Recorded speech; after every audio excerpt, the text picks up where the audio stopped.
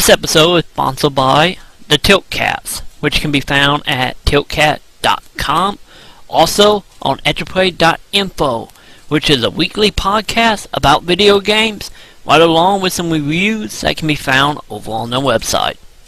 The Carousel Podcast, which can be found at thecarouselpodcast.com. Also a weekly podcast, which can also be found on eduplay.info. But not only does it cover video games, also music, movies, and comics. So check them out. Today on review, we are looking at Deus Ex Human Revolution. It can be found, of course, on Xbox, PlayStation, and PC. And as we all know, Deus Ex have had quite an interesting history. Does it new installment to the fantastic franchise really have the snub to stay up to the best of FPS RPGs? Let's find out in this review. Today we are looking at Deus Ex Human Revolution for the PlayStation 3, Xbox 360, and also available on the PC. Well, Deus Ex kind of have had a very well-known history in the video game industry, and not so great with Invisible Wars. But here we are now, a couple years later, with a prequel to all of this. Does it actually hold the ground that Deus Ex originally did? And the answer is kinda. The game itself is a very interesting one. Of course, you play as Adam, as dealing with a private security for a medical facility that creates augments and limb replacement technology with a few underbelly things that some do not want to speak of clearly. As a security officer, one night the base is attacked. Scientists that have discovered some interesting things have been kidnapped/killed, and the story pretty much unfolds from there of you figuring out who did this, why did they take them, and so on.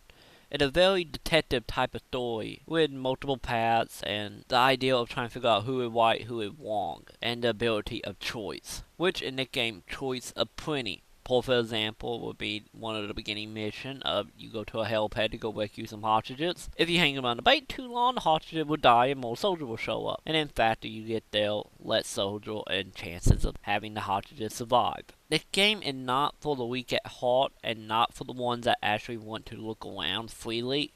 Don't get me wrong, you have that in some of the later level, but main story mission is all about getting things done as quickly as possible to keep the more options available to you, at least story-wise anyway. As far as gameplay is concerned, you got plenty of options here. Of course, as you being more or less a cyborg here, you can upgrade yourself in many ways of hacking, combat, stealth, and so on.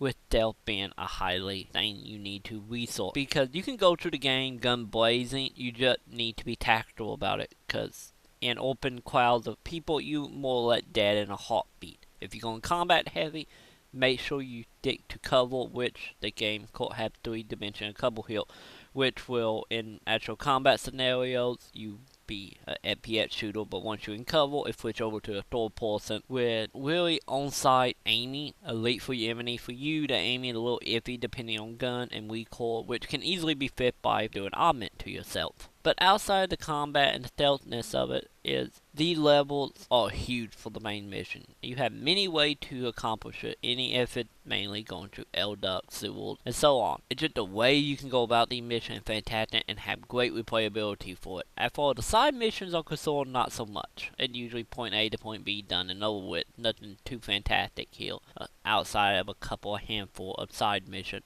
And the side mission is kind of difficult to gather, mainly because they expect you to talk to every person in the zone, which indicates the 2 hubs you go to, which is Hong Kong and Detroit. But they expect you to talk to everybody, but at the same time trying to keep the pace up of feeling like you're being pushed forward will mainly leave a lot of side quests unknown and undone in a lot of ways. But the gameplay can change drastically overall, which this is a perfect water cooler game of speaking with your friends about what did they do, how did things play out, because in many different ways. Any of the 4 endings of the game, it pretty pick a button and push it, and that ending is what you get type of thing. It's not exactly the most satisfying, at least the way the ending play out, especially in a game of choice. But overall, the story for me personally, it wasn't all that interesting or very easy to follow, mainly because of the number of situations and more of going into what you think is happening, which at the end doesn't really pay off personally for me. For you, you, that might be a decent thing, especially if you're in these types of stories. So overall, I give Deus Ex Human Revolution